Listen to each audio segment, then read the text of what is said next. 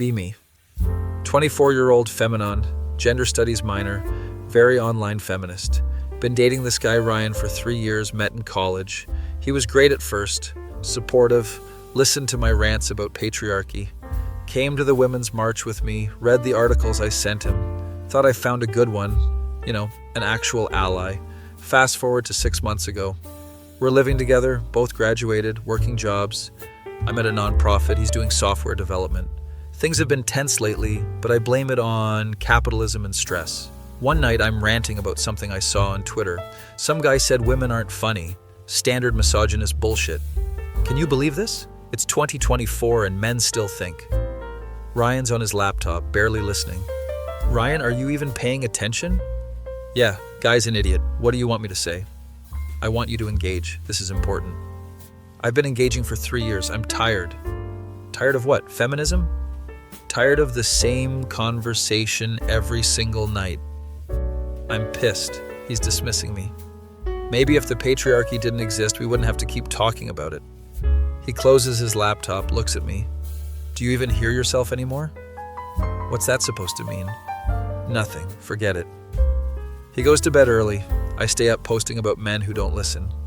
Get tons of support from my online friends. They validate everything. Next few weeks, Ryan's even more distant. Comes home from work, doesn't want to talk. I try to bring up issues. He shuts down. Why are you being like this? Like what? Closed off, dismissive. I'm just tired. Is this about me calling out toxic masculinity? Everything's about something with you. We fight more often, about everything. He doesn't do the dishes right. I explain emotional labor. He wants to watch a movie I think is problematic. I explain why. He makes a joke I find sexist. I explain internalized misogyny. Every conversation becomes a lecture. My roommate before Ryan, Emily, texts me to hang out. Haven't seen her in months. I've been busy with activism. We meet for coffee. I vent about Ryan. He's changed. He used to care about social justice. Or maybe he's just exhausted. Exhausted from what? Being asked to be a decent person? Emily gives me this look. Have you considered you might be a lot?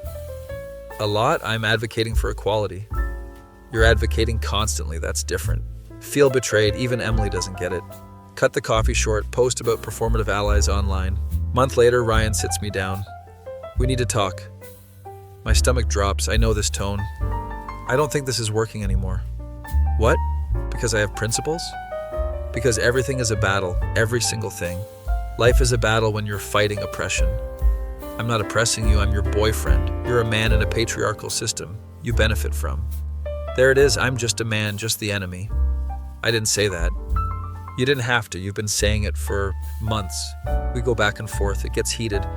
He's saying I've changed, I'm saying he's showing his true colors. I've supported you for 3 years, came to every protest, read every article. That's the bare minimum. The bare minimum? I've centered your beliefs in my entire life. As you should. These aren't just my beliefs. This is basic human rights. He runs his hands through his hair, frustrated. I can't do this anymore. I can't be lectured every day about how I'm part of the problem. Maybe you are part of the problem if you can't handle conversations about inequality. These aren't conversations. You don't let me speak. You don't listen. I listen. No, you wait for your turn to correct me. That stings, but I don't show it. So you're breaking up with me because you can't handle a strong woman. He laughs, bitter. There it is, the script. I'm intimidated by your strength. Aren't you? I'm exhausted by your need to be right about everything. He starts packing his stuff that night. I'm crying, angry, posting about it in my group chat. Everyone agrees he's trash, couldn't handle me. Men always leave when you stop shrinking yourself. He was intimidated by your intelligence. You're better off, sis. Ryan moves out over the weekend, takes his things. We barely speak. He won't engage when I try to fight. Don't you have anything to say? What's the point? You already know I'm wrong. He leaves. I'm alone in our apartment. Spend the next week crying and posting. My online community is super supportive. They share posts about how feminists threaten fragile male egos. I share them all. It feels validating. Emily texts asking how I'm doing. Ryan left. I'm sorry, do you want to talk? About what? How right you were about him? I never said anything about him specifically. You implied I was too much. That's not what I meant. Whatever, Emily. Block her. Can't deal with unsupportive people. 2 weeks post-breakup, I'm at a women's advocacy meeting, talking about my breakup, framing it as political.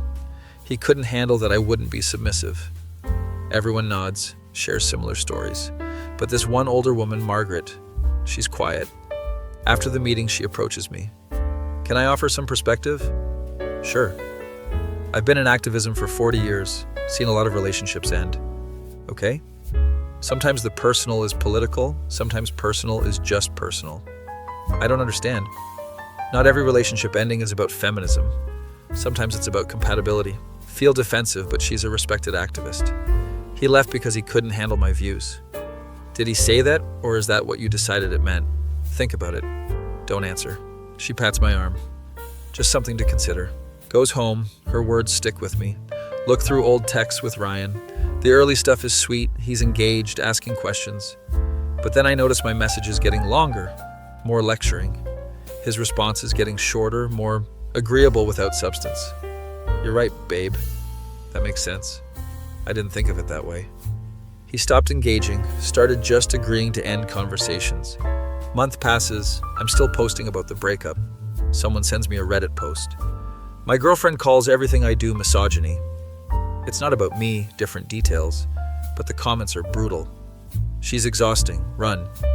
You can't have a conversation, just a struggle session. She doesn't want a partner. She wants a student. Feel attacked reading it, even though it's not me. But then I keep reading. My ex was like this. Everything was problematic. Couldn't relax. Had a girlfriend who made every movie night a lecture about representation. Dated someone who fact-checked my jokes for political correctness. Close Reddit. Feel sick. See Ryan at a mutual friend's party 2 months later. He's with a girl, she's pretty, laughing at something he said. My stomach drops. Spend the whole party watching them. She's not dressed super feminist, makeup, dress, heels. They look comfortable, easy. He's smiling more than he did with me in the last year. Approach them at the drinks table. Hey, Ryan. Oh, hey. Awkward silence. How have you been? Good, really good, actually. He introduces me to the girl, Jessica. She's nice, friendly, doesn't seem threatened. Ryan's told me about you. You do nonprofit work, right? Yeah, advocacy. That's amazing. I work in marketing, but I admire people who do that work. She's being genuine, not sarcastic. I want to hate her, but can't find a reason. They excuse themselves, go back to their friends. Watch them all night, the way she touches his arm, the way he leans in to hear her, the way they laugh together. He looks happy, relaxed, free. Leave the party early, go home and cry. Post about it in my group chat. Saw Ryan with his new girlfriend, typical conventional femininity. Of course, men always choose the path of least resistance. She's probably not challenging him at all. You threatened his ego, she doesn't. Tale as old as time. Their words should comfort me, but they don't. Start looking at Jessica's Instagram like a psycho. She posts normal stuff, brunch, friends, work events. Some posts about social issues, but casual, not constant. She shares a post about voting rights. Ryan comments supportive stuff. She shares a post about environmental issues. He's engaged. They go to protests together based on photos. He's still engaged in activism, just not drowning in it. 3 months post-breakup, Emily reaches out again. Hey, I miss you. Can we talk? I unblock her, agree to meet. We get dinner. It's tense at first. I'm sorry for what I said. Which part? Saying you were a lot, that was dismissive. Feel vindicated, but she continues. But I do think you were going through something, using activism to avoid other issues. Like what? Like actually connecting with Ryan as a person, not a project. I wasn't trying to fix him. Weren't you, though? Every conversation was teaching him something. Sit with that. He needed to understand. Did he, or did you need to be right? God, why is everyone attacking me? I was advocating for what's right. Even when he agreed with you? What? He already agreed with you on most things, but you kept pushing. Think about all the times he said I was right, and I kept explaining anyway. I was making sure he understood the depth. Or you were making sure he knew you were smarter. That hits different. We finish dinner. I'm quiet. Emily hugs me goodbye. I love you, but you've been hiding behind ideology. Drive home, her words circling. Look at my social media. It's all activism, all politics. No hobbies, no fun, no personality beyond my causes. When did I become one-dimensional? Remember in college, I painted, played guitar, watched trash TV. Now everything has to mean something, has to be important. 4 months later, I'm at another party. Ryan's there with Jessica again. They've been together a few months now. I'm with my friends from the advocacy group. They're talking about problematic TV shows, dissecting everything. Look over at Ryan's group. They're just laughing, playing games. Jessica says something, everyone cracks up, including Ryan. He looks so light, so unburdened. One of my friends starts analyzing the party playlist for misogyny. This song literally objectifies women. Can we just enjoy the music? Everyone looks at me. What? You always care about this stuff. I'm just tired tonight. They exchange glances, continue their conversation without me. Realize I don't even like these people that much. We don't bond over shared interests, just shared outrage.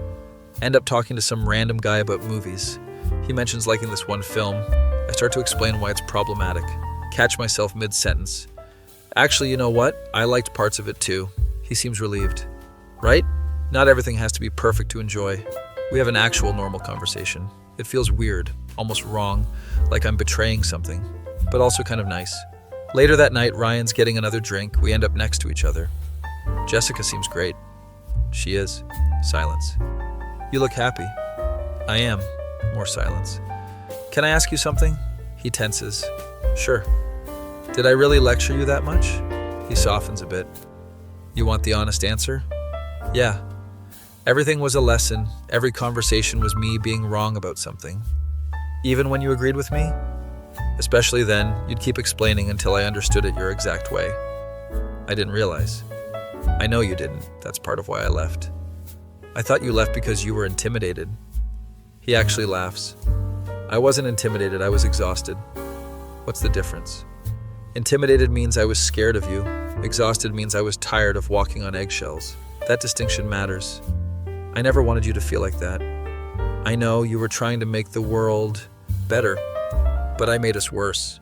He doesn't disagree. You're good at what you do, the advocacy stuff. You're passionate. But you can't be on all the time, not in a relationship. Jessica comes over, hands him a drink. Ready to go, babe? He nods, looks at me one more time. Take care of yourself. They leave together. I stand there processing. My friend comes over. What did he say? Nothing important. Go home. Look at my reflection. Who am I without the anger? Who am I if I'm not educating someone? Scary questions. Next week, I skip the advocacy meeting. Go to a painting class instead, something I used to love. Feel guilty the whole time, like I should be doing something important, but also feel lighter. The instructor doesn't mention politics once. We just paint. It's quiet, meditative, personal. I paint badly, out of practice, but I'm doing something just for me, not for the cause. Start skipping more meetings. My online friends notice, ask if I'm okay. Just taking some time. Time for what? The fight doesn't stop. I know, but I need to breathe. They post about burnout, tag me in self-care articles, but it's not burnout, it's something else. See Ryan and Jessica at another event a month later. They're with a big group, everyone's diverse, different types. Notice Ryan's talking to a woman wearing a feminist shirt. They're having an animated conversation, both smiling. He's engaged, listening, contributing, not shut down, not exhausted. So it wasn't feminism he was tired of. It was me. The way I did it, the way I weaponized it. Go home, really look at my past posts. So much anger, so much condescension. Imagine not understanding basic feminism in 2024. If you need this explained, you're part of the problem. Men will really do anything except listen to women. I sound insufferable. Every post is dragging someone, correcting someone. Where's the joy? Where's the actual advocacy? Start following different feminists online. Ones who educate without belittling. Ones who make space for questions. Ones who admit they don't know everything. Realize I became the stereotype. The angry feminist who hates men. Except I don't hate men. I hated feeling powerless. And making Ryan small made me feel big. 2 months later, I'm at coffee shop. See Jessica there alone working on the laptop. Debate leaving, but she sees me, waves. Go over awkwardly. Hey, mind if I sit? Go ahead. We sit in silence for a minute. Can I ask you something weird? She closes her laptop. Sure. Does Ryan ever talk about me? Sometimes. Does he say I was crazy? She laughs. No, he says you were intense. That's a nice way of putting it. He also says you taught him a lot. Look up surprised. He credits you with opening his eyes to a lot of issues. Really? Yeah, he just wishes it didn't come with so much anger. Sit with that. I was angry at everything. I get that. The world is infuriating. How do you deal with it? She thinks about it. I pick my battles, engage where I can make impact, let go of the rest. Doesn't that feel like giving up? No, it feels like surviving. We talk for an hour. She's smart, informed, cares about issues. But she also talks about her hobbies, her family, normal stuff. She's balanced in a way I never was. Can I tell you something? Sure. I was jealous of you. She looks surprised. Why? Because Ryan's happy with you in a way he never was with me. He loved you, but he likes you. She gets it, nods. For what it's worth, I think you're doing important work. Thanks. We part ways. I feel strange, not bad, just aware. 6 months after the breakup now. I'm different. Not completely, but different. Still care about feminism, still advocate, but I'm not performing it constantly. Reconnected with Emily. We hang out regularly. She calls me out when I start lecturing. I'm learning to catch it. Started painting again. Joined a book club that's not political. Dating casually. Not trying to educate every guy I meet. One date asks about my work. Start to launch into my whole speech. Stop myself. I work at a nonprofit for women's advocacy. I really believe in the mission. That's cool. What got you into it? Have a normal conversation about it. He seems genuinely interested. He shares his own volunteer work. I listen without correcting. It's nice, equal, balanced. We don't go out again, but it's fine. I'm learning what normal interactions look like. See a post online that reminds me of myself. Being right doesn't mean you're good at relationships. Screenshot it, save it. Run into Ryan one last time at a bookstore. He's alone browsing the history section. Hey, he looks up. Hey, how are you? Good, you? Better, actually. He smiles, seems genuine. That's good, you seem different. I am different, I think. Awkward pause. I'm sorry. He looks surprised. For what? For making everything a fight, for not listening. I wasn't perfect either. You were tired, you had a right to be. He nods, appreciates it. You weren't a misogynist. I know. No, like I called you that in my head, told everyone you were. I figured. You were just done with me. Yeah, I was. Silence again. Jessica's good for you. She is, we're actually engaged. My stomach flips, but I smile. Congratulations, really. Thanks. I hope I find that someday, that balance. You will. You're smart enough to figure it out. We say goodbye, probably the last real conversation we'll have. Walk out of the bookstore feeling closure. He wasn't the enemy, I was my own enemy. Used ideology as a weapon instead of a tool. Made everything a war when it could have been a conversation. Drove away someone who actually cared. That night I delete half my social media posts. The angry ones, the self-righteous ones. Keep the ones that actually advocate, that educate without belittling. My follower count drops, don't care. Post something new. Learning that being right isn't the same as being kind, working on both. Get mixed responses, some people unfollow, but some people message support. Needed to hear this. Growth looks good on you. Not trying to be an influencer anymore. Just trying to be a person who cares without destroying herself. A person who can hold convictions without holding contempt. A person who can fight for justice without fighting everyone. Still feminist, always will be. But maybe a different kind now. The kind that actually builds instead of just tears down. The kind that listens instead of just lectures. The kind that admits when she was wrong. Ryan wasn't intimidated by my strength. He was suffocated by my ego. And that's a hard truth, but it's the truth. Moving forward with that knowledge. Trying to be better, do better. Not for him. He's gone and happy. For whoever comes next. And mostly for myself. My face. When I realized the problem wasn't his fragile masculinity, it was my fragile ego. That feel when you learn that principles without compassion just makes you insufferable.